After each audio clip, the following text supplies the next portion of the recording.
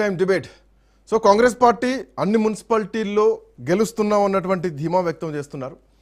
అయితే కాంగ్రెస్ పార్టీ అన్ని మున్సిపల్ కార్పొరేషన్లు గెలవబోతున్నాం, అన్ని మేయర్ స్థానాలు మాయ అన్నటువంటి ధీమాలో కాంగ్రెస్ పార్టీ ఉంది. భారతీయ జనతా పార్టీ కరీంనగర్, నిజామాబాద్, ఆదిలాబాద్ జిల్లాలో కొంత ప్రాబల్యం బలం చూపిస్తుంది కాబట్టి ఆ స్థానాల్లో బీజేపీ గెలిచేటువంటి అవకాశం ఉంది. సో అక్కడ కొంత గట్టిగానే వర్క్ చేసింది భారతీయ జనతా పార్టీ. ఈవెన్ అరవింద్ కానీ లేదంటే బండి సంజయ్ కానీ క్రియాశీలకంగానే పనిచేశారు బీజేపీ విషయానికి వస్తే. సో మిగతా ప్రాంతాల్లో నల్గొండ విషయానికి వచ్చినా కానీ, మహబూబ్ నగర్ విషయానికి వచ్చినా కానీ కొంత కాంగ్రెస్ పార్టీ అక్కడ కంచుకోటగా ఉంటుంది. సో గెలిచేటువంటి అవకాశాలు అన్నటువంటి ధీమాను కాంగ్రెస్ పార్టీ వ్యక్తం చేస్తున్నటువంటి పరిస్థితి కనిపిస్తుంది.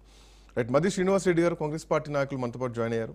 వెంకరెడ్డి గారు భారతీయ జనతా పార్టీ నాయకులుతో పాటు బొల్లం మల్లయ్య యాదవ్ గారు బీఆర్ఎస్ పార్టీ మాజీ శాసనసభ్యులు మనతో పాటు జాయిన్ అయ్యారు. మల్లయ్య యాదవ్ గారు నమస్తే. నమస్కారం అండి. సో ఎట్లా చూస్తున్నారు ఎన్నికల రిజల్ట్స్? మీన్స్ ఎగ్జిట్ పోల్స్ వస్తున్నాయి. సో మొత్తం మున్సిపల్ కార్పొరేషన్లు కాంగ్రెస్ పార్టీ, బీజేపీ ఈ రెండే పంచుకుంటున్నాయి. అఫ్కోర్స్ కొన్ని ప్రాంతాల్లో హంగు కూడా వచ్చేటువంటి అవకాశాలు నేను తెలుస్తుంది. ఈవెన్ కరీంనగర్ విషయానికి వస్తే కరీంనగర్లో కాంగ్రెస్ పార్టీ కొంత ఎంఐఎం కాంగ్రెస్ పార్టీ ఏకమవుతుందా, లేదంటే బీఆర్ఎస్ పార్టీ కాంగ్రెస్ పార్టీ ఏకమవుతుందా, ఆ ఈక్వేషన్స్ డిఫరెంట్గా ఉన్నాయి. సరే, బీఆర్ఎస్ పార్టీ అంటే కొంత ఇప్పటికీ నర్వస్నెస్గానే ఉన్నారా? సో ఈ ఎగ్జిట్ పోల్స్ని ఎట్లా చూస్తున్నారు? బీఆర్ఎస్ పార్టీ నుంచి మీ రియాక్షన్ ఏంటి? మేము గౌరవప్రదమైన స్థానాన్ని సంపాదించుకోగలుగుతాం డెఫినెట్ గా. అధికార పక్షంగా నామినేషన్ల పర్వం మొదలైన కాడి నుంచి చివరికి పోలింగ్ పూర్తయ్యే 5 గంటల వరకు వాళ్ళు చెయ్యందంటూ ఏం లేదు. సామభేద దాన దండోపాయాలు, కార్యకర్తలను బెదిరించారు, ఓటర్లను బెదిరించారు, డబ్బు మద్యాన్ని వెదజల్లేరు, రకరకాల ఎన్ని అడ్డదారులు దొక్కాలనో అన్ని అడ్డదారులు దొక్కారు. అధికార వ్యవస్థని సంపూర్ణంగా వినియోగించుకున్నారు. పోలీసు వ్యవస్థ అడుగులకు మడుగులు వచ్చింది. అయినా ముమ్మాటికి బీఆర్ఎస్ కానీ అంటే నాన్ కాంగ్రెస్ ప్రతిపక్షాలదే పై చేయిగా ఉంటుంది. కాంగ్రెస్ పరిమితమైన స్థానాలే ఉంటాయి. అది ఎంతో టైం లేదు, 30 గంటలలో ఆ ఫలితాలు కూడా వెల్లడి కాబోతున్నాయి. కాబట్టి డెఫినెట్ గా ప్రభుత్వ వైఫల్యాలకి ప్రజలందరూ కూడా వ్యతిరేకంగా ఉన్నారు అనడానికి నిదర్శనంగా ఈ మున్సిపల్ ఎన్నికలు జరగబడబోతున్నాయి. అందులో ఎటువంటి అనుమానం లేదు. సరే, వాళ్ళు అధికారంలో ఉన్నారు కాబట్టి డబ్బు విచ్చలవిడిగా ఖర్చు పెట్టిరు, మద్యం ఏర్లై బారింది, ప్రజల్ని భయభ్రాంతులకు గురి చేసిరు, నామినేషన్లు మామూలుగా విడ్డా చేయించుకునే ప్రయత్నాలు చేసిరు, భయభ్రాంతులకు గురి చేసి ఇష్టాన్రీతిగా చేసిరు, ఎలక్షన్లల్లో క్యాండిడేట్ అని తిరగకుండా చేసే ప్రయత్నం చేసిరు, పోలింగ్ బూత్ల కాడనే డబ్బులు విచ్చలవిడిగా పంచిర్రు, పోలీసుల ముందే ఎన్నికల సంఘం పేక్షపాత్ర వహించింది. ఇవన్నీ జరిగిన ప్రజాస్వామ్యాన్ని నిట్ట నిలువున కూని చేసే ప్రయత్నం జరిగిన ప్రజలు మాత్రం స్వచ్ఛందంగా ప్రభుత్వానికి వ్యతిరేకంగా ఓటు మాత్రం వేసారు. అది ముమ్మాటికి నిజం. అయితే ప్రతిపక్షం అంటే ఈ ఎన్నికల్లో మొన్న జరిగినటువంటి గ్రామ పంచాయతీ ఎలక్షన్స్ కానీ ఇప్పుడు జరిగినటువంటి మున్సిపల్ కార్పొరేషన్ ఎన్నికలు కానీ ప్రతిపక్షం కొంత బలపడింది అనుకుంటున్నారా? అది ప్రభుత్వ వ్యతిరేకతగా చూస్తారా, లేదంటే ప్రతిపక్షం మీద వచ్చినట్టు ఈ గత పాలన చూస్తున్నారా? అంటే ప్రభుత్వ వ్యతిరేకత అనేది ఓటు రూపంలో వచ్చింది అంటే ప్రతిపక్షాలు బలంగా బలపడ్డట్టే. మేము మా వాదనని, ప్రభుత్వ వైఫల్యాన్ని ప్రజలకి చేరవేసే దాంట్లో విజయవంతమైన 2 సంవత్సరాల క్రితం అధికారంలోకి రావడానికి రేవంత్ రెడ్డి గారు వారి సర్కారు ఏ హామీలు అయితే ఇచ్చారో ఆ హామీలలో వైఫల్యం చెందిరు కాబట్టి ఏ ఒక్క హామీని కూడా నెరవేర్చలేదు. కాబట్టి ఈ విషయంలో మీరు మామూలుగా ఆ రోజు ఏమరపాటునో పొరపాటునో ఓటేసినందుకు, ఏదో నమ్మి ఓటేసినందుకు ఈ రోజు జరిగిన ప్రయోజనం శూన్యం. కాబట్టి మీరు ఆలోచించి నిర్ణయం తీసుకోండి అని చెప్పేసి మేము ప్రజల్ని చైతన్యం చేయడంలో విజయవంతమైన డెఫినెట్ గా ఈ మున్సిపల్ ఎన్నికలలో మేము ఆశించిన ఫలితాలు రాబోతా ఉన్నాయి. వెంకరెడ్డి గారు, గుడ్ ఈవినింగ్. మంచి గౌరవప్రదమైన స్థానాలు. వెంకరెడ్డి గారు, సో బీజేపీ ఎక్కడుంది అంటే ఆదిలాబాద్, నిజామాబాద్, కరీంనగర్ చూపిస్తున్నారు. బట్ ఆ ప్రాంతాల్లో కూడా కొంత హంగే కనిపిస్తుంది. కరీంనగర్ కూడా కొంత టఫే కనిపిస్తుంది. ఎందుకంటే అక్కడ ఎంఐఎం బలంగానే ఉంది. ఈవెన్ నిజామాబాద్లో కూడా ఎంఐఎం బలంగానే ఉంది. సో భారతీయ జనతా పార్టీ ఎన్ని గెలుచుకోబోతోంది? భారతీయ జనతా పార్టీ గౌరవప్రద స్థానాల్లో ఉంది అంటే ఎక్కడుంది అనుకోవాలి? మోరోవర్ ఏంటంటే ఎన్నికల బిఫోర్ జాతీయ అధ్యక్షుడు నితిన్ నబీ కూడా తెలంగాణకు వచ్చారు. సో ఎంతవరకు ఆ ప్రభావం ఉంటుంది అనుకోవచ్చు? డెఫినెట్ గా అండి. ముందుగా మీకు, రాజకీయ ప్రేక్షకులు, ప్యానెల్ పెద్దలకు నమస్కారం. భారతీయ జనతా పార్టీ అంతకుముందు లాగా లేదు. ఇప్పుడు పటిష్టంగా పునాదులు వేసుకుంటూ ముందుకు పోతా ఉంది. గడప గడపకి, వాడికి, డివిజన్ కి భారతీయ జనతా పార్టీ జెండాని కానీ, కమలం పువ్వు కానీ తీసుకెళ్ళి మేము అంటే ఎక్కడ ఉంది అనే భారతీయ జనతా పార్టీ ఎక్కడ ఉంది అని వాళ్ళకి సమాధానం చెప్పాము. డెఫినెట్ గా ఒకవేళ మున్సిపల్ ఏదైతే పోల్స్ వస్తా ఉన్నాయో మున్సిపాలిటీస్ మెజారిటీ గెలుచుకోకపోయినా కూడా మెజారిటీ వార్డ్స్ మాత్రం డెఫినెట్ గెలుచుకుంటారు. ఎందుకంటే కంపేర్ చేసుకుంటే ఇది గత ఎన్నికలు కంపేర్ చేసుకుంటే భారతీయ జనతా పార్టీ డెఫినెట్ గా పునాదులు వేసుకుంటూ పోతా ఉంది. దాంట్లో 7 మున్సిపల్ కార్పొరేషన్ లో రెండు కార్పొరేషన్స్ మేము క్యాప్చర్ చేసుకోబోతా ఉన్నాం. ఒకటి కరీంనగర్ కానీ, రెండవది నిజామాబాద్ కానీ. మిగతా మున్సిపాలిటీస్ దగ్గర వస్తాయి, చాలా వరకు వస్తాయి. మున్సిపల్ కొన్ని పోల్స్ వచ్చినా కూడా అవన్నీ డెఫినెట్ అది కరెక్ట్ కాకపోవచ్చు. నేను చూసినంత వరకు, నేను ఆసిఫాబాద్ జిల్లా మున్సిపాలిటీకి ఇన్ఛార్జ్గా వెళ్ళాను. అక్కడనే దగ్గర 8 వార్డులు, అంటే 20 వార్డులలో 8 నుంచి 10 వార్డులు మేము గెలుచుకుపోతా ఉన్నాం.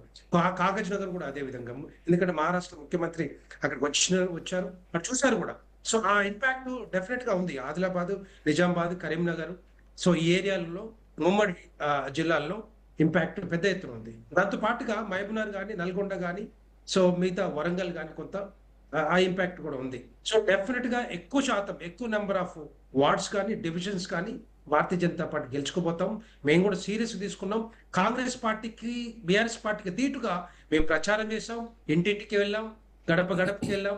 మేమేంటో అంటే బీజేపీలో వెంకటరెడ్డి గారు, బీజేపీలో ఒక వెలితి కనిపిస్తుంది ప్రతిసారి, ఎవరిది వారే అన్నట్టు ఒక ఈక్వేషన్ కనిపిస్తూ ఉంటుంది. జూబ్లీహిల్స్ ఎన్నికల విషయానికి వస్తే అందరూ కలిసి ఏకమై ప్రచారం చేసింది కనిపించదు. అరవింద్, నేను సోషల్ మీడియాలో వాళ్ళకంటే ఎక్కువ ప్రచారం నేనే చేస్తున్నా, సో నేను రావట్లేదని చెప్పేసి నా మీదేం కక్ష పెట్టుకోవద్దు, నా మీదేం ప్రచారాలు చేయొద్దు అని చెప్పేసి ఆయన అంటారు. అది నా పరిధి అవుతుంది, కిషన్ రెడ్డి పరిధి, కిషన్ రెడ్డిని పోయి అడగండి అని చెప్పేసి ఒక భారతీయ జనతా పార్టీ చెందినటువంటి ఎంపీ మాట్లాడుతున్నారు. అండ్ మోరోవర్ ఇప్పుడు చూసుకున్నా కానీ వై ఐఎమ్ సేయింగ్, తెలంగాణలో భారతీయ జనతా పార్టీకి స్కోప్ లేదా అంటే ఖచ్చితంగా ఉంది. 8 మంది ఎంపీలను, 7-8 మంది ఎమ్మెల్యేలను గెలిపించిండ్రు. గతంలో బండి సంజయ్ అనేటువంటి టైంలో కొంచెం కొంత బండి సంజయ్ని కంటిన్యూ చేసేది ఉంటే ఈరోజు Congress party, BRS party, BJP party మధ్యలో ఒక హంగ్ ప్రభుత్వం వచ్చేది అప్పట్లో కంటిన్యూ చేస్తే. బట్ బీజేపీకి స్కోప్ ఉన్నా కానీ దాన్ని కంటిన్యూ చేయలేకపోయారు. ఎక్కడో బీజేపీని ఏదో శక్తి వెనక్కి లాగుతోంది తెలంగాణలో అన్నది ఎన్నికలు వచ్చినప్పుడు కనిపిస్తోంది. సో ఒకరికొకరు పడట్లేదు, పొసగట్లేదు అనేది ఇక్కడ చూడొచ్చా? ఇప్పుడు అట్లాంటిది ఏమి లేదు. ఈ మున్సిపల్ ఎన్నికల్లో అందరు కలిసి కట్టుగా పనిచేశారు, అందరు లీడర్లు. మీరు చూస్తే క్లియర్ గా చూస్తే కరీంనగర్ లో బండి సంజయ్ గారు కానీ, లేకపోతే నిజామాబాద్ లో అరవింద్ గారు కానీ, మా స్టేట్ లీడర్స్ అక్కడికి వెళ్ళటం కానీ, మంచిర్యాల, రామగుండం, కొత్తగూడెం, సూర్యాపేట, కోదాడు, అన్ని మున్సిపాలిటీస్ కి, కార్పొరేషన్లకు మా లీడర్స్ అంతా, పెద్ద లీడర్స్ అంతా వెళ్ళారు. మా అధ్యక్షులు కానీ, లేకపోతే కేంద్ర మంత్రివర్యులు కానీ, ఎంపీలు కానీ, ఎమ్మెల్యేలు కానీ అందరూ వెళ్ళారు కలిసి కట్టుగా. అట్లాంటిది ఏమి లేదు ఇప్పుడు. ఒకవేళ కొంత ఉండొచ్చు అంతకుముందు, కానీ అలాంటిది మాత్రం ఎక్కడ కూడా లేదు. ఒకటి మా టార్గెట్ ఏంటంటే నెంబర్ ఆఫ్ మున్సిపాలిటీని గెలుచుకోవాలి, నెంబర్ ఆఫ్ వార్డ్స్ గెలుచుకోవాలి. రేపొద్దున వచ్చే ఎన్నికల్లో ఒక పునాది ఇప్పటి నుంచే వేయాలనే ఆలోచనతోటి అన్ని పట్టణాల్లో అన్ని రకాలుగా ప్రయత్నాలు చేసినాం. డెఫినెట్ గా భారతీయ జనతా పార్టీ ఆదరిస్తా ఉన్నారు. ఎక్కువ నెంబర్ ఆఫ్ సీట్లు మాత్రం గెలుచుకో. అంటే ఈ ప్రాంతాల్లో కూడా బీజేపీ బలం కంటే అక్కడ ఉన్నటువంటి నాయకత్వ బలమే స్పష్టంగా కనిపిస్తోంది. ఆ పార్టీల మధ్య పోటీ కంటే కూడా అక్కడ ఉన్నటువంటి బలమైనటువంటి వ్యక్తులు. కరీంనగర్ చూసుకుంటే గంగుల కమలాకర్ వర్సెస్ బండి సంజయ్ మధ్యలో పోటీ ఉంటుంది. ఎంఐఎం ఓటు బ్యాంక్ ఎంఐఎంకు ఉంటుంది. ఈవెన్ నిజామాబాద్ చూసుకుంటే అక్కడ అటు ముఖ్యమంత్రులు పోటీ చేసినటువంటి జిల్లా, పిసిసి అధ్యక్షుడు ఉన్నారు, తో పాటు ధర్మపురి అరవింద్ ఉన్నారు. సో ధర్మపురి అరవింద్ కేంద్రంగానే బీజేపీ ఓటు బ్యాంకును మనం చూడాలి. సో ఓవరాల్గా స్టేట్ బలం అనేది బీజేపీది అక్కడ కనిపించట్లేదు. అక్కడటువంటి నాయకత్వ బలంగానే ఎన్నికలు జరిగింది స్పష్టంగా కనిపిస్తోంది. సో ఇది ఒప్పుకుంటారా? నాయకత్వం కాదండి. ఫస్ట్ భారతీయ జనతా పార్టీ గెలిచిన వాళ్ళు వీళ్ళంతా కూడా బండి సంజయ్ గారు కానీ, లేకపోతే అరవింద్ గారు కానీ, ఫస్ట్ పార్టీనే, వ్యక్తి లాస్ట్, పర్సన్ లాస్ట్, అంతేగాని అది అట్లాంటిది ఏమి ఉండదు. భారతీయ జనతా పార్టీ తరఫునే వీళ్ళందరూ కూడా పోటీ చేస్తామని గెలిచారు. అక్కడ ఎంపీ గారు ఉన్నారు కాబట్టి, వీళ్ళిద్దరు కూడా ఎంపీగా గెలిచారు కాబట్టి వాళ్ళ మీద బాధ్యత కూడా ఉంటుంది కదా. గెలిపించుకోవాలని బాధ్యత ఉంటుంది కాబట్టి డెఫినెట్ గా నాయకత్వం కనపడుతుంది. సో అది భారతీయ జనతా పార్టీ తరఫున కానీ, పార్టీ తరఫున కానీ నాయకత్వం కాదు. ఎప్పుడు కూడా వాళ్ళని కూడా అడగండి, చెప్తారు వాళ్ళు. పర్సనల్ లాస్ట్, పార్టీ ముందు ఉంటుంది అని చెప్పి అందరూ మేము ఎప్పటి నుంచో చెప్తా ఉంటాం. ఇంకోటి ఏంటంటే nation first, party next, personal last అని చెప్పి మేము ఎప్పుడు కూడా చెప్తా ఉంటాం. సో ఆ విధంగానే మేము ముందు పోతుంది తప్పితే ఎక్కడ కూడా ఒక పర్సనల్ గా తీసుకోరు కూడా. సో పార్టీనే ముందు తీసుకుపోతారు, పార్టీ సింబల్ ముందు తీసుకుపోతారు, భారతీయ జనతా పార్టీ జెండాని ముందు తీసుకుపోతారు. ఆ విధంగానే పనిచేస్తుంది తప్పితే ఎక్కడ కూడా మా పార్టీలో ఆ విధంగా ఉండదు. బట్ ఒక అగ్రెసివ్నెస్ మిస్ అవుతుంది కదా రాష్ట్ర వ్యాప్తంగా బీజేపీ. రేవంత్ రెడ్డి రంగంలోకి దిగి మాట్లాడినట్టు, హరీష్ రావు రంగంలోకి దిగి, కేటీఆర్ రంగంలోకి దిగి ఒక మాస్ ప్రచారాలు ఏవైతే చేశారో బీజేపీలో మాత్రం అది కనిపించట్లేదు, ఎక్సెప్ట్ నిజామాబాద్, కరీంనగర్ తప్పితే. అంటే వాళ్ళు ఇప్పుడు ఏదైనా కూడా కార్పొరేషన్ చాలా ఇంపార్టెంట్, కార్పొరేషన్ గెలుచుకోవాలనే ఆలోచన ముఖ్యంగా ఉంది. కాబట్టి వాళ్ళు ఆ నాయకత్వం ఏదైతే నిజామాబాద్ కార్పొరేషన్ కానీ నిజామాబాద్ జిల్లా ఉమ్మడి జిల్లా మున్సిపాలిటీలు గెలవాలన్న ఆలోచన ఉంది. కాబట్టి డెఫినెట్ గా ఆ కాన్సన్ట్రేషన్ అక్కడ ఉంది, అరవింద్ గారు కానీ లేకపోతే బండి సంజయ్ గారు కానీ. ఎందుకంటే ఆయన వాటితో పాటుగా మిగతా పార్లమెంట్ స్థానాల్లో ఏవైతే పార్లమెంట్ పరిధిలో ఏవైతే మున్సిపాలిటీస్ ఉన్నాయో వాటిని కూడా గెలుచుకోవాలి కదా. సో ఆ విధంగా పనిచేసేది తప్పితే ఇప్పుడు చూడండి మీరు కేంద్ర మంత్రి వాళ్ళు కిషన్ రెడ్డి గారు కానీ లేకపోతే మిగతా వాళ్ళు మహబూబ్నగర్కి వెళ్ళారు. మహబూబ్నగర్కి ఈవెన్ జాతీయ అధ్యక్షులు నితిన్ నబీన్ గారు కూడా వచ్చారు. అక్కడ మళ్ళీ తర్వాత రామగుండం వెళ్ళారు. సో ఈ కొన్ని ఏరియాస్ లో ఎక్కడైతే కవర్ కాలేదో అన్ని కూడా కవర్ చేసుకుంటూ వచ్చారు. సో డెఫినెట్ గా ఒక అందరం కూడా ఉమ్మడిగా ఏ విధంగా పనిచేయాలి, ఏ విధంగా గెలుచుకోవాలనే ఆలోచనతోటి ఒక స్ట్రాటజీ పెట్టుకొని మున్సిపాలిటీలో ఎక్కువ శాతం కైవర్ చేసుకోవాలనే ఆలోచనతోటి అందరూ కలిసి పనిచేసాం. ఇది చాలా సీరియస్నెస్ పెంచాం చెప్పాలి. ఒక నిమిషం, అంతకంటే ఇప్పుడు వన్ సెకండ్ వెంకటరెడ్డి గారు, 1 సెకండ్. మధు శ్రీనివాస్ గారు నమస్తే. నమస్తే. అధికారంలో ఉన్నారు కాబట్టి గెలుపును అంచనా వేయొచ్చు, కానీ ఆ గెలవడానికి అష్టకష్టాలు పడుతోంది ఆ కాంగ్రెస్ పార్టీ.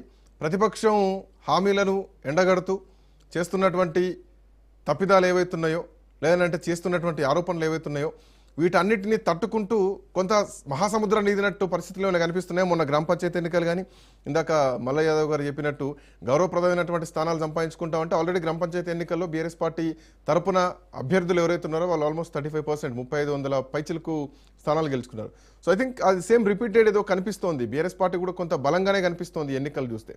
సో కొంత కాంగ్రెస్ పార్టీ ఎదురుగాలు వీస్తున్నాయి అనుకోవచ్చా? గుడ్ ఈవినింగ్ అండి. రాజన్యూస్ ప్రధానికానికి, అదేవిధంగా శ్రీకాంత్ గారికి, మల్లయ్య గారికి, పల్నాడు వెంకటరెడ్డి గారికి. ఇప్పుడు ఒకటి శ్రీకాంత్ గారు మొత్తము 7 మున్సిపల్ కార్పొరేషన్లు, 116 మున్సిపాలిటీ, మొత్తం 123 ఎన్నికలు జరిగినాయి ఈ రోజు మొత్తం మీద. ఈ 123 కార్పొరేషన్ మున్సిపాలిటీల్లో దాదాపు 52,17,000 మంది ఓటు హక్కును వినియోగించుకున్నారు. దాదాపు 70%, ఇప్పటివరకు అయితే 70% దాటింది ఓటింగ్. మేము ఏమంటున్నారంటే మా కాంగ్రెస్ పార్టీకి వారు ఏదైతుందో కాంగ్రెస్ వైపే చాలా స్పష్టంగా ఉంది. 75%, 80% ఇవాళ మేము ఖచ్చితంగా గెలుచుకోబోతున్నాం. చాలా స్పష్టంగా నేను చెప్తున్నా రాజన్యూస్ ప్రజానికానికి. ఎందుకంటే మన గతంలో కూడా చూసాం. ఉదాహరణకు నేను నాగార్జున సాగర్ మున్సిపాలిటీ కంటే నందికొండ మున్సిపాలిటీకి ఇన్ఛార్జిగా ఉన్నాను. ఇక్కడ మొత్తము 12 డివిజన్లు ఉంటే 12 డివిజన్లు గెలుచుకోబోతున్నాం. అదేవిధంగా మా ఉమ్మడి ఖమ్మం జిల్లాలో మొత్తం 8 మున్సిపల్ కార్పొరేషన్లు కొత్తగూడెంతో కలుపుకుంటే 8 మున్సిపాలిటీలు కార్పొరేషన్తో సహా ఉన్నాయి. ఇక్కడ ఉమ్మడి ఖమ్మం జిల్లాలో 70% కూడా మొత్తం కాంగ్రెస్ పార్టీ క్లీన్ స్వీప్ చేస్తుంది. చాలా స్పష్టంగా చెప్తున్నా. ఇక్కడ ఏంటంటే ఇవాళ బీజేపీ ఎక్కడ కొద్ది గొప్ప ఉన్నది అంటే అది కూడా వార్డుకే పరిమితం అయితే ఉత్తర తెలంగాణలో ఆదిలాబాద్ కావచ్చు, నిజామాబాద్ కావచ్చు, కరీంనగర్ కావచ్చు. దక్షిణ తెలంగాణలో నామమాత్రంగా కూడా లేదు. దక్షిణ తెలంగాణలో బీఆర్ఎస్ సతికిలబడింది, ఓటమిని అంగీకరించినట్టు సతికిలబడింది. ఉత్తర తెలంగాణలో చేతులెత్తేసింది. ఇక్కడ ఉన్నటువంటి పట్టణ ఓటర్లు కూడా మాకు చాలా వరకు కూడా మొగ్గు చూపారు. ఎందుకంటే మొన్న మున్సిపాలిటీ ఏదైతే గ్రామ పంచాయతీలు చూసినప్పుడు చాలా మెజారిటీ వచ్చింది. ఇక్కడ చూస్తే ఎట్లుందంటే శ్రీకాంత్ గారు ఎన్నిక ఏదైనా గెలుపు కాంగ్రెస్ అన్నట్టుకుంది. మనం చూసాము, ఎమ్మెల్యే ఎలక్షన్ అప్పుడు చూసాము, తర్వాత ఎంపీ ఎలక్షన్ అప్పుడు చూసాము, తర్వాత బయో ఎలక్షన్స్ ఏదైతే మరి జూబ్లీహిల్స్ కావచ్చు, సికింద్రాబాద్ కంటోన్మెంట్ కావచ్చు, అది చూసాము, సర్పంచ్ ఎన్నికలు చూసాము. ఇప్పుడు మళ్ళీ మున్సిపాలిటీ ఎన్నికలు కూడా 75%, 80% మున్సిపాలిటీలు కాంగ్రెస్ పార్టీ కైవసం చేసుకోబోతుంది. ఎలాంటి సందేహం లేదు దీంట్లో. బట్ కాంగ్రెస్ లో కొంత ప్రెషర్ మాత్రం కనిపించింది. రాష్ట్ర వ్యాప్తంగా బాధ్యతలు తీసుకున్నటువంటి పొంగులెట్టి కొత్తగూడెంని ప్రతిష్టాత్మకంగా ఇన్ఛార్జ్గా తీసుకున్నారు. అక్కడ ఒక అఫ్కోర్స్ ఆయన ప్రతిష్టాత్మకంగా తీసుకున్నారు, స్పష్టంగా కనిపించింది సొంత జిల్లా కాబట్టి. మరోవర్ మంత్రుల్లో కానీ లేదంటే ఎమ్మెల్యేల్లో కానీ చాలా ప్రాంతాల్లో కొంత అసంతృప్తి స్పష్టంగా కనిపించింది. మంత్రుల మధ్య సఖ్యత లేకపోవడం, ఈవెన్ గ్రౌండ్లో లేకపోవడం, ఈవెన్ ఇన్ఛార్జ్ మంత్రుల విషయంలో కూడా పెద్దగా సీరియస్నెస్ తీసుకోకపోవడం, ఇవన్నీ కూడా స్పష్టంగా కనిపించినాయి. మోరోవర్ బీఆర్ఎస్ పార్టీ చేస్తున్నటువంటి ఆరోపణల 6 గ్యారంటీల లేదంటే ఇప్పటి వరకు మొన్నటి వరకు చేసినటువంటి నైని బొగ్గుగనికి సంబంధించినటువంటి కుంభకోణాల విషయంలోన ఇవన్నిటి విషయంలో కూడా బీఆర్ఎస్ పార్టీ మిమ్మల్ని వెంటాడుతూనే ఉంది. కాంగ్రెస్ పార్టీలో ఉన్నటువంటి ఆ ఏదైతే డీవియేషన్స్ ఉన్నాయో అది కొంత ఇబ్బంది పెట్టిందా? ముఖ్యమంత్రి రంగంలోకి దిగేంత వరకు కూడా యాక్టివ్ మోడ్లోకి రానట్టే కనిపించింది కదా. ఇప్పుడు ఒకటి శ్రీకాంత్ గారు, కాంగ్రెస్ పార్టీలో ఎమ్మెల్యేలు ఎందుకంటే కష్టపడి కానీ మంత్రులు కానీ ఎమ్మెల్యేలు కానీ చాలా కష్టపడి ఎందుకు చేశారంటే ఎక్కువ సీట్లు గెలవాలనే ఉద్దేశంతో తప్ప వేరే ఏం కాదు. గెలవాలి కాదు, ఎక్కువ సీట్లు గెలవాలి, ఎక్కువ మున్సిపాలిటీలు కైవసం చేసుకోవాలి, అట్ ద సేమ్ టైం డివిజన్లు కూడా ఎక్కువ కైవసం చేసుకోవాలి. అంటే చాలా స్పష్టమైన ప్రతి మున్సిపాలిటీలో కానీ ప్రతి కార్పొరేషన్ లో రావాలని చెప్పేసి ఎవరికి వాళ్ళ మంత్రులు కానీ అదేవిధంగా మాలాంటి ఇన్ఛార్జీలు కానీ స్థానిక ఎమ్మెల్యేలు ఎంపీలు పార్టీ కార్యవర్గం రేవంత్ రెడ్డి గారు ఆదేశానుసారం మహేష్ కుమార్ గౌడ్ గారు ఆదేశానుసారం పనిచేశారు తప్ప వేరేం లేదు. ఇక్కడ మల్లయ్య గారు చెప్పి ఏమంటారంటే మల్లయ్య గారు ఇక్కడ అవినీతి జరిగింది, అవినీతి జరిగింది. మీరు ఒకటి చూడండి శ్రీకాంత్ గారు, ఎన్నడలేంది మనం ఇప్పుడు కూడా వెబ్ కాస్టింగ్ అనేది ఇప్పుడు చాలా స్పష్టంగా చూసాం. 8,191 ఏదైతే పోలింగ్ సెంటర్ లో ప్రతి సెంటర్ నుంచి కూడా వెబ్ కాస్టింగ్. ఇంత ముందు అట్లా లేదు, మనకు తెలుసు ఏంటంటే కొన్ని శాంపుల్ చేసేవాడు. ఇవాళ వెబ్ కాస్టింగ్ లైవ్ లో ఉన్నది. అట్ ద సేమ్ టైం పైన డ్రోన్ కెమెరాలు కూడా చాలా చోట్ల డ్రోన్ కెమెరాలు ఉన్నాయి. శివధర్ రెడ్డి గారు కూడా చాలా స్పష్టంగా చెప్పారు, 3,000 అదనపు పోలీసు బలగాలను కూడా దింపారు అనమాట. ఎక్కడ కూడా అవాంఛనీయ సంఘటన జరగకుండా ఇవాళ సక్సెస్ఫుల్ గా పోలీస్ శాఖ కావచ్చు, ఎన్నికల కమిషన్ కావచ్చు, వాళ్ళందరూ కూడా నేను రాజీవ్ ఎలాంటి అవాంఛనలు జరగకుండా వాళ్ళ ఎన్నికలు జరిగినాయి ప్రశాంతమైన. ఒక విషయంలో కూడా కాంగ్రెస్ పార్టీ కొంత జాగ్రత్త పడ్డట్టే కనిపిస్తోంది. అధికారంలో ఉన్నప్పుడు అన్ని స్థానాలు గెలవడం తో పాటు ఎక్కడ కూడా మేయర్ అభ్యర్థులనా లేదంటే డిప్యూటీ మేయర్ సంబంధించినటువంటి అభ్యర్థులనా ఎక్కడ కూడా చైర్పర్సన్లకు సంబంధించినటువంటి అభ్యర్థులనా ఎక్కడ కూడా ముందే ప్రచారం చేయకుండా కొంత కాంగ్రెస్ పార్టీ ఈ విషయంలో జాగ్రత్తగానే వ్యవహరించింది. ఎందుకంటే అట్లాంటి ప్రచారాలు చేస్తే చాలా డీవియేషన్స్ వస్తాయి, చాలా ఎదురు దెబ్బలు కూడా తగిలేటువంటి అవకాశం ఉంటుంది. ఎందుకంటే అప్పటికే కాంగ్రెస్ పార్టీలో రెబల్స్ బెడద విపరీతంగా పెరిగిపోయింది. ఇప్పుడు శ్రీకాంత్ ఎందుకు చైర్మన్ ముందు ఇవాళ 11వ తారీఖు ఎన్నికలు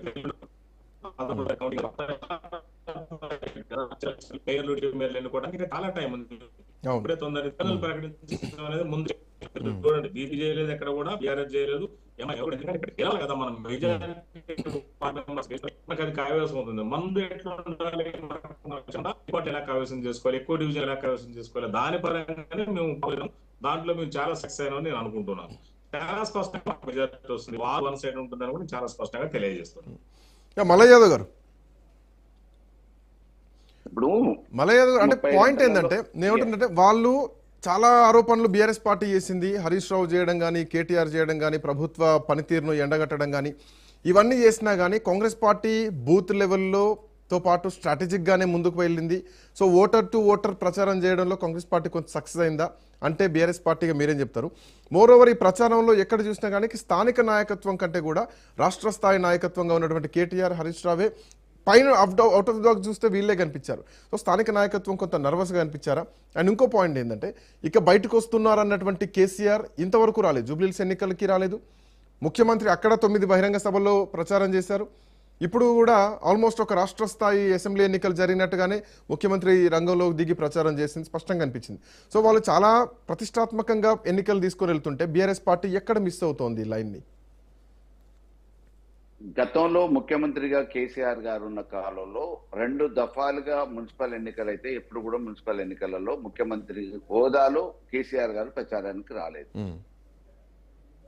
అంటే పాయింట్ ఏంటంటే ఎందుకు రాలేదు అంటే అక్కడ ప్రతిపక్షం లేకుండా చేసుకున్నారు కాబట్టి పెద్దగా ప్రచార అవసరం లేకుండా పోయింది. బట్ ఇప్పుడు ఆ పరిస్థితి లేదు కదా. లేదు సార్, అంటే కేసీఆర్ గారు స్థానిక సమస్యల మీద, స్థానిక సంస్థల గురించి ప్రచారానికి రావాల్సిన అవసరం లేకుండా ఎక్కడికక్కడ ఉన్న మా స్థానిక నాయకులే, ఇన్ఛార్జీలు, ఎమ్మెల్యేలు, మాజీ ఎమ్మెల్యేలు వాళ్ళకే బాధ్యతలు చెప్పారు. రాష్ట్ర పరంగా అక్కడో ఇక్కడో జిల్లాలలో మీటింగ్లు పెట్టాలి కాబట్టి కేటీఆర్ గారు, హరీష్ రావు గారు హాజరయ్యారు. బట్ ఈ విషయాల్ని ఎప్పటికప్పుడు మామూలుగా ప్రభుత్వ వైఫల్యాలు ఏవైతే ఉన్నాయో ఆ ప్రభుత్వ వైఫల్యాన్ని ప్రజలకు తీసుకుపోయే విషయంలో మేము విజయవంతమైనాం.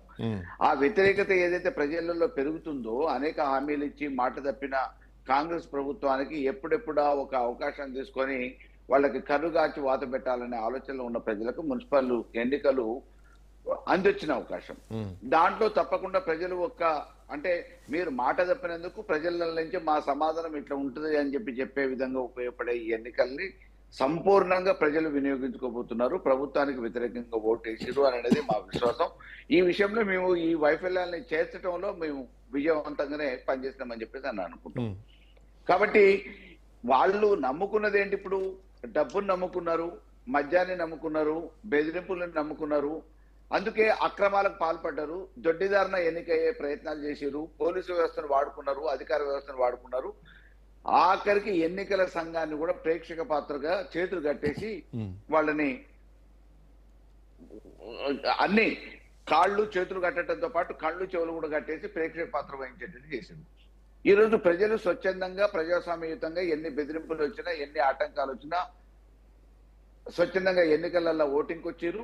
పోలింగ్ లో ఆ ప్రభావం కూడా చూపించబోతున్నారు. బట్ మల్లయ్య యాదవ్ గారు, తెలంగాణ ఎలక్షన్ మూమెంట్ ఎట్లా ఉంటుందంటే కొంత ఎమోషనల్గా ఉంటుంది. ఈవెన్ మనం స్టేట్ ఎలక్షన్ చూసుకుంటే కేసీఆర్ అగెనెస్ట్గానే ఆ ఎన్నిక జరిగింది. కేసీఆర్ మీద ఉన్నటువంటి వ్యతిరేకతనే కాంగ్రెస్ పార్టీకి కలిసి వచ్చింది, ముఖ్యమంత్రిగా రేవంత్ అయ్యారు. ఈ సెంటిమెంట్ ఇప్పటికీ తెలంగాణలో ఉంటుంది. రేపు పొద్దున మళ్ళీ అసెంబ్లీ ఎన్నికలు జరిగినా కానీ కేసీఆర్ మీద ఉన్నటువంటి అభిమానంతో మళ్ళీ ఓట్ బ్యాంక్ చేంజ్ అవుతూ ఉంటుంది. బట్ నేను ఏమంటున్నా అంటే అధికార పార్టీని ఏకం చేయడంలో ఆయా రాష్ట్రాల్లో అధికార పార్టీని ఢీకొట్టడంలో ప్రతిపక్షాలు ఎక్కడ మిస్ అవుతున్నాయి? మిస్ ఏం అవ్వలేదండి. ఎందుకంటే ఈ రోజు ఏకపక్షంగా అన్ని జెండాలు కలిసి ఒక తాటి మీదకి రాకపోవచ్చు. అధికార పక్షానికి వ్యతిరేకంగా ఉన్న అన్ని పార్టీలు ఒక తాటి మీదకి రాకపోవచ్చు. కారణం ఏంటంటే మొన్నటి వరకు సిపిఎం వాళ్ళతోనే ప్రయాణం చేసింది. గ్రామ పంచాయతీ మున్సిపల్ ఎన్నికలలో మాకు అన్యాయం జరిగిందనే పేరుతోని ఇప్పుడు వాళ్ళు ఎవరికి వాళ్ళు సపరేట్ గా పోటీ చేసుకున్నారు. అట్లని చెప్పేసి ఇప్పుడే ప్రభుత్వానికి వ్యతిరేకంగా ఏం మాట్లాడలేదు. బీజేపీ మొదటి నుంచి సిద్ధాంతపరంగా మేము వ్యతిరేకమే అని అంటారు. మేము మొదటి నుంచి మామూలుగా అధికార పక్షానికి కాంగ్రెస్ ఈ రాష్ట్రంలో వ్యతిరేకంగానే ఉన్నాం కాబట్టి పట్టణాలలో వాళ్ళ ప్రభావం కొద్ది గొప్ప ఉంటది. బీజేపీకి మొదటి నుంచి కూడా పట్టణాలలో వాళ్ళ ప్రభావం ఉంటది. అదే రూరల్ తో పాటు పట్టణాలలో కూడా మా ప్రభావం కూడా ఉంటది. అక్కడో ఇక్కడో ఒకటి మామూలుగా కమ్యూనిస్టులు కూడా వాళ్ళు స్వతంత్రులుగా కొంతమంది పనిచేసారు, కొంతమంది పార్టీలలో ఉన్న రెబల్స్ పోటీ చేసారు. ఏది ఏమైనా ఓవరాల్ గా ప్రతిపక్షాలదే పైచేతి అవుతుంది. అధికార పక్షానికి సీట్లు అనుకున్న స్థాయిలో వాళ్ళు చెప్పుకుంటున్నట్టు పెరగవు, తగ్గుతాయి. ఎన్ని డబ్బులు పెట్టినా ఎన్ని ప్రలోభాలకు గురి చేసినా ఈ రోజు మాత్రం ప్రజలు ఖచ్చితంగా అధికార పక్షానికి మాత్రం కరుగాచి వాత పెట్టబోతూ ఉన్నారు. సరైన సమాధానం ఇవ్వబోతూ ఉన్నారు. ఈ విషయాలలో అన్ని ఒక తాటి మీదకి రావడానికి ఇంకా 3 సంవత్సరాల టైం ఉంది. సో 3 సంవత్సరాల టైం ఉంది. ఈలోపే కీలకమైనటువంటి ఎన్నికలు జరుగుతున్నాయి. జూబ్లీహిల్స్ ఉప ఎన్నికను బీఆర్ఎస్ పార్టీ ప్రతిష్టాత్మకంగా తీసుకున్నాయి. బట్ కేసీఆర్ ఎందుకు రాలేదు అన్నటువంటి ప్రశ్న అక్కడ కూడా వినిపించింది. ముఖ్యమంత్రి 9 బహిరంగ సభలు పెడితే కేసీఆర్ ఒక్క సభన్న పెడితే కొంత చేంజ్ ఓవర్ ఉండేమో అన్నది ఒకటి వినిపించింది. మరోవర్ మీరు ఇచ్చినటువంటి హనీమూన్ పీరియడ్ అయిపోయి 2.5 సంవత్సరాలకు వచ్చేసింది. ఇప్పటికీ మొన్న మహబూబ్ నగర్, పాలమూరు రంగారెడ్డి ఎత్తిపోతలకు సంబంధించినటువంటి విషయంలో కేసీఆర్ బయటకు వచ్చి ఇక నుంచి కొట్లాడతాం, మీ తోలు తీస్తాం అని చెప్పేసి మాట్లాడిన తర్వాత కూడా కేసీఆర్ మళ్ళీ మౌనంగానే ఉన్నారు. సో కేసీఆర్ మౌనం పార్టీకి కొంత నష్టం వాటిల్లట్లేదా? ఇప్పటివరకు కమిటీలు కూడా మీరు పూర్తి స్థాయిలో కమిటీలు కూడా లేదు. జిల్లా స్థాయి కమిటీలో, మండల స్థాయి కమిటీలో, గ్రామ స్థాయిలో. సో ఈ ఎన్నికలకు అవే కదా కీలకం. వాటి విషయంలో ఎందుకు బీఆర్ఎస్ పార్టీ కొంత అలసత్వం చూపిస్తోంది? సమస్యల మీద నిరంతరం పోరాటం ఉంటూనే ఉంటుంది బీఆర్ఎస్ అధికార పక్షం మీద. కేసీఆర్ గారు దిశానిర్దేశం చేస్తారు. దానికి కృష్ణార్జును మాదిరిగా కేటీఆర్, హరీష్ రావు పనిచేస్తారు. వారి సూచనల సలహాల మేరకు, వారు దిశానిర్దేశం చేసిన మేరకు మా నియోజకవర్గాలలో ఉన్న నాయకత్వం కూడా పనిచేస్తుంది. ఈ పోరాటం 100% ప్రజల పక్షాన, అధికార పక్షానికి వ్యతిరేకంగా, వాళ్ళ వైఫల్యాలకు వ్యతిరేకంగా పోరాటం చేస్తూనే ఉంటాం. కేసీఆర్ గారు గతంలో ఎప్పుడు కూడా స్థానిక సంస్థల ఎన్నికల కోసం ప్రచారం చేయలేదు. రేపు భవిష్యత్తులో కూడా చేయరు. చేయరా? ఎందుకు? కేవలం ఎన్నికల్ని దృష్టిలో పెట్టుకోని చేయరు. పోరాటంలో తప్పకుండా వారు వేదికలు ఎత్తారు, బహిరంగ సభలు చేస్తారు. డెఫినెట్ గా వాళ్ళ వాణి అన్ని కూడా కేసీఆర్ గారు. అంటే కేసీఆర్ స్థాయిలో పోరాటం చేసే సమస్యలు తెలంగాణలో లేవా మీ దృష్టిలో? మేమేమంటున్నాం సార్, నిరంతరము ప్రజా సమస్యల కోసం కేసీఆర్ గారు ఉంటారు. కానీ స్థానిక సంస్థల ఎన్నికల కోసం ప్రచారంలో మాత్రం కేసీఆర్ గారు ఉండరు అంటున్నాం. ఎందుకు? మాకు ఓట్లు, సీట్లు, అధికారం ఇది ఒకటే ముఖ్యం కాదు. ప్రజల సంక్షేమం ముఖ్యం, అభివృద్ధి ముఖ్యం, తెలంగాణ గౌరవం ముఖ్యం. దానికోసం కేసీఆర్ గారు అంటే ఇప్పుడు ప్రజల సంక్షేమం ముఖ్యం, తెలంగాణ ముఖ్యం అంటే ప్రతిపక్షంగానే కదా కొట్లాడాల్సింది. సో ప్రతిపక్షం బలంగా ఉందని ప్రూవ్ చేయాలంటే అధినాయకుడు రావాల్సిందే కదా. ఇప్పుడేమో ఓట్ల పరంగా స్థానిక సంస్థలల్లో ఉన్న స్థానిక నాయకత్వం పోరాటం చేస్తుంది, విజయం సాధిస్తుంది, గౌరవప్రదమైన సీట్లను సంపాదించుకుంటాం. రేపు ఈ ప్రజా సమస్యల మీద, ప్రభుత్వ వైఫల్యాల మీద పోరాటం చేయడానికి వేదికల మీదకి, బహిరంగ సభలకి అన్నిట్లలో కేసీఆర్ గారు ముందుంటారు. వారి వెనుక పార్టీ సైన్యం నడుస్తుంది. సో ఇక నుంచి కేసీఆర్ ని ఎక్స్పెక్ట్ చేయొచ్చా తెలంగాణ పొలిటికల్ గ్రౌండ్ లో? డెఫినెట్ గా. మరి శ్రీనివాస్ గారు గెలుపోవటంలో సర్వసాధారణం. కానీ ఈ గెలుపు ఎంత హార్డ్ గా గెలిచావన్నదే పాయింట్. 100 మార్కులు రావడం మెరిట్ స్టూడెంట్లకు ఓకే, బట్ 35 మార్కులు సంపాదించుకోవడానికే చాలా కష్టపడాల్సి వస్తూ ఉంటుంది అడిషనల్ నింపి. సో ఇప్పుడు కాంగ్రెస్ పార్టీ అదే విధంగా కనిపిస్తోందా? సో ఇక నుంచి కేసీఆర్ కూడా గ్రౌండ్ రాబోతున్నారు. మోర్ ఓవర్ ఈ తిట్ల రాజకీయాలు ఇక తెలంగాణలో బంద్ అవుతాయా? Congress party first class with distinction లో పాస్ అవుతుంది. నేను చెప్తున్నాను 70% వచ్చనే డిస్టింక్షన్ అంటారు, ఫస్ట్ క్లాస్ అంటే 60%. సో నేను ఇందాకనే చెప్పాను కదా 75%, 80% మున్సిపాలిటీలో మేము కైవసం చేసుకోబోతున్నాం. ఇందాక మల్లయ్య గారు ఏమంటున్నారంటే అసలు ఈ మున్సిపాలిటీ స్థానిక సంస్థలు ఎన్నికలే కాదన్నట్టు ఈ డెమోక్రసీలో ఎన్నికలు కాకుండా ఎట్లుంటాయండి? అంటే బీఆర్ఎస్ వాళ్ళకి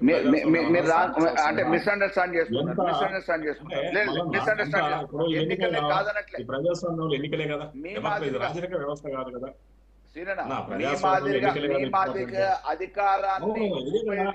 జరుగుతుంటే అధికారం కోసం ముఖ్యమంత్రి మాదిరిగా చెయ్యం మేము.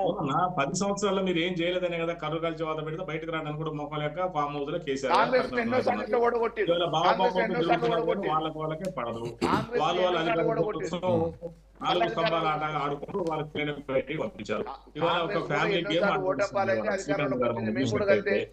అదే కదా వాళ్ళ దాంట్లో నెంబర్ గేమ్, ఫ్యామిలీ గేమ్ నడుస్తుంది. వాళ్ళ ఫ్యామిలీలో నేనంటే నడుస్తున్నారు. ఇవాళ ఫస్ట్ ఏంటంటే ఇప్పుడు కవితను బయటికి పంపించారు. తర్వాత ఇప్పుడు కేటీఆర్ గారు కానీ హరీష్ రావు గారు కానీ నేనని ఏకసే బర్కర్ ఏకని వాళ్ళ ఆధిపత్య పోరును ప్రదర్శిస్తున్నారు. ఎవరికి ఉన్నటువంటి వాళ్ళ వర్గాలతోటి, వాళ్ళ సోషల్ మీడియా తోటి, వాళ్ళకు ఉన్నటువంటి స్థానిక బలంతో హల్చల్ చేస్తున్నారు, వర్గాల్ని పెంచి పోషిస్తున్నారు.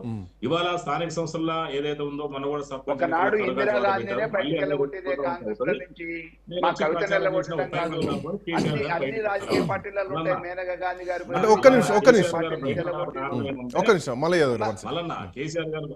కేసీఆర్ గారు ఎందుకు బయటకు రావట్లేదు వచ్చిన ఉపయోగం లేదని ఆయనకు అర్థమైపోయింది. ఎందుకంటే మొన్న స్థానిక సంస్థలు ఏర్పాటు జరిగిందో చూడండి. ఇప్పుడు చూసినట్టయితే పట్టణపూర్ కొద్దిగా డిఫరెంట్ ఉంటుంది. శ్రీకాంత్ గారు ఇందాక చెప్పిన మాట్లాడుకున్నట్టుగా పట్టణపూర్లు ఏంటంటే కాంగ్రెస్ పార్టీకి ఎక్కువ అడ్వాంటేజ్ ఉంటుంది. చాలా స్పష్టంగా చెప్తాను నేను. మీరు చూడండి మొన్న జరిగినటువంటి సర్పంచ్ ఎన్నికల కంటే ఈసారి ఎక్కువ పర్సెంటేజ్ రాకుండా నన్ను అడగండి. మళ్ళీ ఎల్లుండి ఇదే డిబేట్ లో మళ్ళీ వేరే కూర్చోబెట్టి మాట్లాడండి. ఎక్కువ పర్సెంట్ మా ఖచ్చితంగా స్థానికంగా వార్డులు డివిజన్లు పెరుగుతాయి, at the same time corporation కూడా పెరుగుతాయి. ఎందుకంటే ఇక్కడ చాలా తేడా. మీ పెరుగుదలతో పాటు శ్రీనివాస్ రెడ్డి గారు మీ పెరుగుదలతో పాటు ప్రతిపక్షం కూడా పెరుగుతోంది, ప్రతిపక్ష బలం కూడా పెరుగుతోంది కదా. సో ఇది ప్రతిపక్ష బలం కూడా పెరుగుతోంది. ఆల్మోస్ట్ ఒక 35 స్థానాల్లో 29 నుంచో 35-40 మధ్యలో బీఆర్ఎస్ పార్టీ గెలుచుకుందంటే కనుక ఖచ్చితంగా ఇది బీఆర్ఎస్ ప్రభుత్వ వ్యతిరేకత ఉంది అన్నది స్పష్టంగా అర్థం చేసుకోవచ్చు. అండ్ మోర్ ఓవర్ మీరు ఇందాక అన్నారు పట్టణాల్లో ఓటు బ్యాంక్ వేరే ఉంటుంది. ఎగ్జాక్ట్లీ పట్టణ ఓటు బ్యాంక్ వేరే ఉంటుంది, ఇక్కడ కొంత మెచ్యూర్ లెవెల్స్ ఎక్కువగా ఉంటాయి.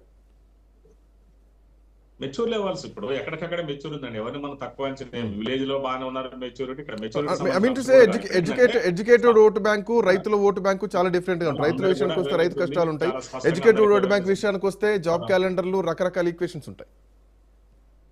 ఇప్పుడు ఎంప్లాయీస్ కూడా మాకే మద్దతు తెలియజేశారు. ఎందుకంటే మేము అన్ని కూడా వాళ్ళకి ఇస్తున్నాం తెలిసిపోయింది. 10 సంవత్సరాలు ఏ రోజు కూడా వాళ్ళకి ఏమి ఇవ్వలేదు. వాళ్ళు ఏడా రిటైర్మెంట్ అయితే రిటైర్మెంట్ బెనిఫిట్స్ ఇవ్వబడుతుంది. కేసీఆర్ గారు 3 సంవత్సరాలు ఏజ్ పొడిగించారు. ఏజ్ పొడిగించిన తర్వాత మేము అధికారులు రాగానే మాకు ఎఫెక్ట్ అయింది, మీరు గమనించారు కదా.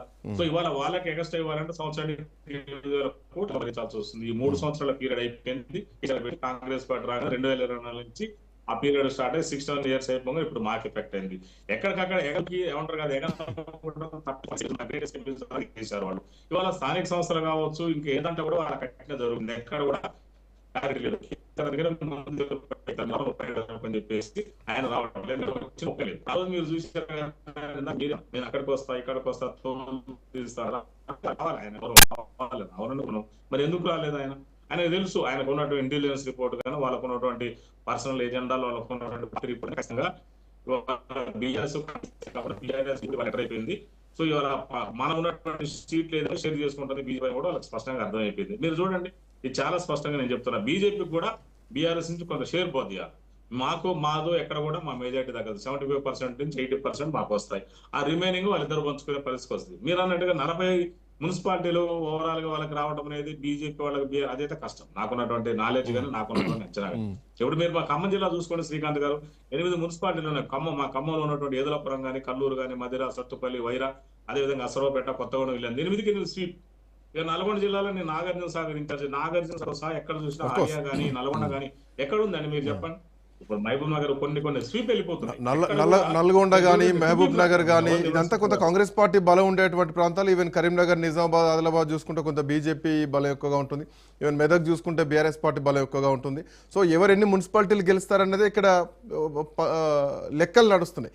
అయితే ఇక్కడ పాయింట్ ఏంటంటే, ఒకవేళ రేపు పొద్దున వార్డులు కనుక ఆల్మోస్ట్ 1000 వార్డుల వరకు బీఆర్ఎస్ పార్టీ గెలిస్తే ఖచ్చితంగా ప్రభుత్వాన్ని మీరిచ్చినటువంటి హామీలతో పాటు ఇక నుంచి ప్రతిపక్షం కూడా స్ట్రాంగ్ అవుతోంది. సో ఈ విషయంలో కాంగ్రెస్ పార్టీ ఇప్పటికే ఎన్నికలకు వారం రోజుల ముందు వరకు కూడా పెద్దగా యాక్టివ్ మోడ్లోకి రాలేదు. ముఖ్యమంత్రి వచ్చేంత వరకు, బహిరంగ సభలు పెట్టేంత వరకు కూడా పెద్దగా కాంగ్రెస్ పార్టీ మంత్రులు, ఇన్ఛార్జ్ మంత్రులు యాక్టివ్గా ఉన్నది మాత్రం ఎక్కడ కనిపించలేదు. బట్ ఇప్పుడు కాంగ్రెస్ పార్టీ ఐక్యంగా ముందుకు పోవాల్సినటువంటి అవసరం ఉంది. అదేదో మిస్ అవుతుంది కాంగ్రెస్ పార్టీలో అన్నది నా పాయింట్.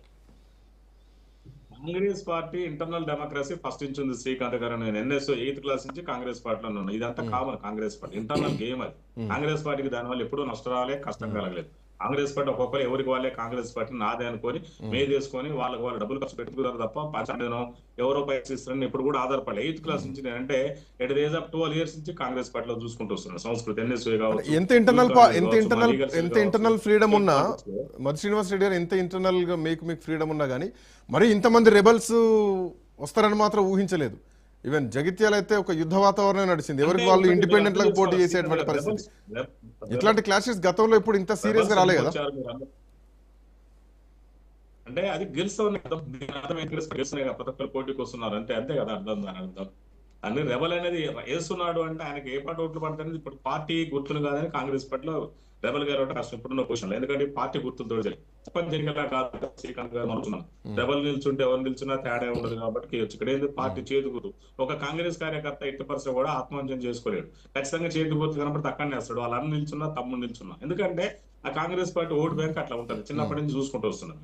సో ఈ విధంగా ఉన్నటువంటి రెబల్ కూడా పెద్ద ఎఫెక్ట్ కూడా కాదు. నేను చాలా స్పష్టంగా చెప్తున్నా. 80% కూడా మేము ఇవాళ వాళ్ళు ఏదైతే కేసీఆర్ గారు బయటకు రాకుండా ఉండో దాన్ని బట్టి మనం అర్థం చేసుకోవాలి. మీరు ఇందాక ఒక మాట అన్నారు, 1000 డివిజన్లు వస్తే వాళ్ళ ఓట్లు పెరుగుతాయి కదా, వాళ్ళు ముందుకు వస్తారంటే ఇది ఎట్లుందంటే అంటే గెలిచిన అవసరం లేకపోతే బయటకు రారా, ప్రజాక్షేత్రం వచ్చి పోట్లాడరా, ప్రజల నుంచి ఓట్లు అడగరా, వాళ్ళకి బాధ్యత లేదా? మరంటే ఎట్లుందంటే ఈత వచ్చిన తర్వాతనే నీళ్ళలో దిగుతా అన్నట్టుంది. ఈత రావాలంటే ఫస్ట్ నీళ్ళలో దిగాలి కదా. ప్రజాక్షేత్రం ఉన్న వాళ్ళ ప్రజల సమస్యలు తెలుసుకోవాలి. ట్విట్టర్ల ద్వారా KTR గారు ట్విట్టర్లు ఎప్పుడు చేస్తా అంటే మనం చూస్తున్నాం. ట్విట్టర్లు కాదు కదా, పబ్లిక్ లో ఉండాలి, పబ్లిక్ డొమైన్ లో ఉండాలి. రేవంత్ రెడ్డి గారు ముఖ్యమంత్రి అయినా కూడా మా పాలెం నియోజకవర్గంలో కూడా వచ్చాడు పోయిన నెల 18వ తారీఖు. అంటే మహేష్ కుమార్ గౌడ్ కావచ్చు, మా రేవంత్ రెడ్డి గారు కావచ్చు, మా శ్రీనివాస్ రెడ్డి గారు, పొంగిరెడ్డి శ్రీనివాస్ రెడ్డి గారు అందరూ తిరుగుతున్నారు. వెంకరెడ్డి గారు, శ్రీకాంత్ గారు, వెంకరెడ్డి గారు, బలమైన నాయకత్వం రాష్ట్రం అంతా తిరుగుతున్నారు. ముఖ్యమంత్రి రాష్ట్రం అంతా తిరిగి అన్ని మున్సిపల్ ప్రాంతాల్లో, సరే కొన్ని ప్రాంతాల్లో పోలేదా, అక్కడటువంటి ఈక్వేషన్స్ ఏమైనా ఎట్లా ఉంటాయి కనుక సో ముఖ్యమంత్రి రంగంలోకి దిగుతున్నారు. ఇటు ప్రతిపక్షం బలంగా మారుతోంది. మీరు చూడొచ్చు గ్రామ పంచాయతీ ఎన్నికలు కానీ అండ్ ఇప్పుడు మున్సిపాలిటీ మనకు వస్తున్నటువంటి ఈ సర్వే రిజల్ట్ చూసుకుంటే కనుక ఆల్మోస్ట్ 30-36 మున్సిపాలిటీలు గెలిచేటువంటి అవకాశం ఉంది. కార్పొరేషన్ ఎన్ని గెలుస్తారన్న విషయం అట్లా ఉంచితే ఒక 700 పైచలకు వార్డులు కూడా డివిజన్స్ గెలిచేటువంటి అవకాశాలు కూడా కనిపిస్తున్నాయి. ఇప్పుడు భారతీయ జనతా పార్టీ అంటే ఎందుకు ఈ పాయింట్ తీయాల్సి వస్తుందంటే, మొన్న కిషన్ రెడ్డి ఒక మాట అన్నారు, ఇంటర్నల్గా జరిగినటువంటి క్లాస్ బీకిన విషయం, మోడీ క్లాస్ బీకిన విషయం ఎవరు బయటకన్నారో, ఎవరు లీక్ చేశారో వాళ్ళపైన చర్యలు తీసుకుంటా అన్నారు. అంటే క్లాస్ బీకిన మాట వాస్తవమే. 3 పార్టీలు కలిసి ప్రభుత్వాన్ని ఏర్పాటు చేసినటువంటి ఆంధ్రప్రదేశ్లో వైసీపీ చేస్తున్నటువంటి ఫైట్ కూడా బీజేపీ ఎంపీలు చేయలేకపోతున్నారా? మీకు ప్రధాన ప్రతిపక్ష హోదా ఉంది, 8 మంది ఎంపీలను ఇచ్చారు, 7 ఎమ్మెల్యేలను ఇచ్చారు, అయినా బీజేపీ ఎందుకు ఫైట్ చేయలేకపోతుంది? ఎక్కడికక్కడ ఎందుకు కాంప్రమైజ్ కావాల్సి వస్తుంది? ఎగ్జాంపుల్ రాజాసింగ్ చెప్పినటువంటి ఎగ్జాంపుల్ అయినా ఎక్కడికక్కడ కాంప్రమైజ్ అవుతున్నారా? ఇప్పటికీ బీజేపీలో ఏం చేంజెస్ కనిపించట్లేదా? శ్రీకాంత్ గారు, ఎక్కడ కూడా ఎట్లాంటి, ఎందుకంటే అందరు కలిసి పనిచేస్తా ఉన్నాం భారతీయ జనతా పార్టీలో. ముఖమ్మడిగా అందరం కలిసి మున్సిపాలిటీస్ గెలిపించాలని ఆలోచనతోటి ప్రచారం చేసుకుంటున్నాం. అన్ని రకాల ప్రయత్నాలు చేస్తా ఉన్నాం. సో ఈ విషయం మోడీ వరకు పోవట్లేదా? మరి అందరు కలిసి ఉన్న విషయం ఏమంటారు? ఈ విషయం మోడీ వరకు పోవట్లేదు, అందరు కలిసి ఉన్న విషయం, వాళ్ళు క్లాస్ బీకాల్సినటువంటి అవసరం ఎందుకు వస్తుంది? మీరే అంటున్నారు క్లాస్ బీకిన విషయం ఉంది అని చెప్పి అంటున్నారు. ఒకళ్ళు నిజంగానే అలా ఉంటే అయినా కూడా ఇప్పటికి మీరు మున్సిపాలిటీ చూడండి, మీరు ఎవరెవరు ఏ విధంగా పనిచేశారో మీరు చూడండి. ప్రతి ఒక్కరు కూడా, అందరు ఎంపీలు కూడా బాధ్యతగా అన్ని పార్లమెంట్ పరిధిలో, పార్లమెంట్ స్థానాల్లో, ఏది మున్సిపాలిటీస్ లో ఆ మున్సిపాలిటీ పనిచేశారు. నువ్వు చూస్తే నెంబర్ ఆఫ్ వార్డ్స్ పెరుగుతాయి, నెంబర్ ఆఫ్ వార్డ్స్ పెరుగుతాయి, నెంబర్ ఆఫ్ మున్సిపాలిటీస్ పెరుగుతాయి. భారతీయ జనతా పార్టీ డెఫినెట్ గా కైవసం చేసుకుంటది. ఎందుకంటే మేము ఎక్కడ కూడా ఓడలేదు. మీకు తెలుసు, ఒకసారి అంటే కొంచెం వెనక్కి వెళ్ళి చూస్తే బీఆర్ఎస్ పార్టీ 2014 గెలిచిన తర్వాత 2023 వరకు మధ్యలో 2 సార్లు ఎన్నికలు జరిగినాయి, మున్సిపల్ ఎన్నికలు. అధికార పక్షం ఎవరైతే ఉందో, ఏ పార్టీ అయితే ఉంటుందో ఆ పార్టీకి ఎక్కువ స్థానాలు వస్తాయి కదా. మరి కాంగ్రెస్ పార్టీ ఎక్కడ అంటే నేను ఏమంటారు, అధికార పార్టీకి ఎక్కువ స్థానాలు రావడం గెలవడం కామనే, కానీ ప్రతిపక్ష బలం ఎంత ఉందా అన్నది ప్రూవ్ చేయడానికి కూడా ఇదే సరైనటువంటి సమయం. గత ఎన్నికల్లో చూస్తే కాంగ్రెస్ పార్టీ వచ్చిన వార్డుల సంఖ్యని, మున్సిపాలిటీ సంఖ్యని 500 వార్డులు గెలుచుకుంది. మరి బీఆర్ఎస్ పార్టీ ఆ రోజు దగ్గర 1500 పైన గెలుచుకుంది, 1500 పైన గెలుచుకుంది. భారతీయ జనతా పార్టీ 295 వార్డులు గెలుచుకుంది గత మున్సిపల్ ఎన్నికల్లో. ఆ విధంగా మేము 4 నుంచి 48 స్థానాలు జిహెచ్ఎంసీలు ఏ విధంగా గెలుచుకున్నాము, 2 నుంచి 330 ఎంపీ స్థానాలు ఎట్లా గెలుచుకున్నాము, అదే విధంగా గ్రామ దగ్గర 230-95 అన్న కూడా 850 స్థానాలు సర్పంచులు మేము గెలుచుకున్నాం. 165 నుంచి 850 సర్పంచులు మేము గెలుచుకున్నాం. దగ్గర 1500 వార్డులు గెలుచుకున్నాం. 10,000 అంటే పోతా ఉంది, పటిష్టంగా పోతా ఉన్నాం. ఒకటేసారి చూద్దాం ఎట్లాంటి పరిణామాలు ఉండబోతున్నాయి ఈసారి. బీజేపీ ఎన్ని వార్డులు గెలుచుకోబోతోంది, ఎన్ని మున్సిపాలిటీలు గెలుచుకోబోతోంది, ఏ స్థానాల్లో ఎక్కడెక్కడ బలంగా ఉందని. Anyway thank you so much Venkat Reddy గారు, మధు శ్రీనివాస్ రెడ్డి గారు, బొల్ల మల్ల యాదవ్ గారు. Thanks for joining. మొత్తానికి అధికార పార్టీకి అనుకూల ఫలితాలు రావడం సర్వసాధారణమైనా కానీ ప్రతిపక్ష బలం ఎంత ఉంది, ఎన్ని స్థానాల్లో గెలవబోతున్నారు, అధికార పార్టీకి ఎంతవరకు ధీటుగా ప్రజాక్షేత్రంలో ఉండబోతున్నారనడానికి ఈ ఎన్నికలు అనేవి ప్రామాణికంగా ఉంటాయని చెప్పడంలో ఎట్లాంటి సందేహం లేదు. చూద్దాం ఎట్లాంటి పరిణామాలు ఉండవు. ఇవన్నీ కొన్ని ఎగ్జిట్ పోల్స్ మాత్రమే, అసలైనటువంటి రిజల్ట్ ఎల్లుండి వరకు వెయిట్ చేయాల్సిందే. దట్స్